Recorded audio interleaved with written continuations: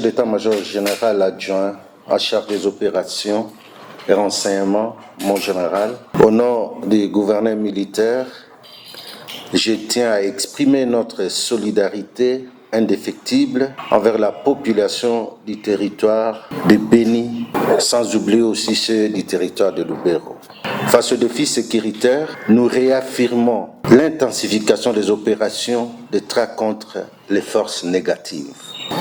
Nous insistons aussi sur l'importance cruciale des renseignements citoyens pour permettre à l'armée d'évaluer et de renforcer la sécurité de nos entités par une gestion optimale des menaces et de la réduction des risques des attaques. Je salue le patriotisme des leaders communautaires et j'en appelle à l'unité derrière nos forces de défense et de sécurité. Nous devons soutenir d'abord nos FARDC. Nous n'avons qu'une seule armée en République démocratique du Congo.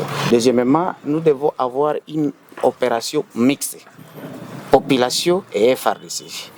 On attaque la République, on n'attaque pas un individu, on n'attaque pas les FARDC. Actuellement, nous sommes victimes, nous, population, mais les FARDC aussi sont victimes.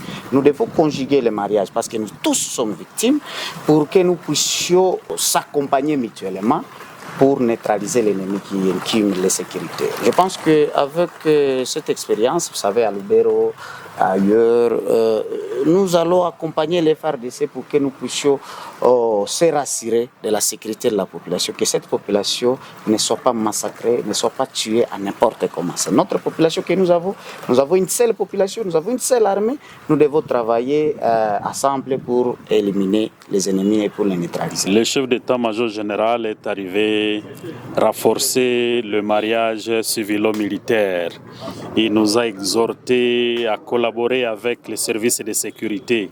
Vous savez que nous sommes sous menace. De l'autre côté, l'M23 et à territoire de Béni, nous avons des menaces à ADF maintenant qui attaquent encore nos villages après un moment d'accalmie. Et le chef d'état-major général est venu chez les élus, les 48 élus provinciaux, pour nous sensibiliser sur la collaboration avec les forces de défense et de sécurité. Et donc, il revient à chaque député d'aller dans sa circonscription pour parler à la population de pouvoir renforcer les mariages civilo-militaires. Quand nous collaborons avec les forces de sécurité, c'est de cette manière que nous allons mettre fin à des incursions ADF, mais aussi à des menaces M23 de l'autre côté. La population de Béni, la population de toute la province du Nord Kivu, nous devons avoir encore l'espoir. Donc le chef de l'État est en train de tout mettre en œuvre pour qu'on puisse aller au bout de l'ennemi.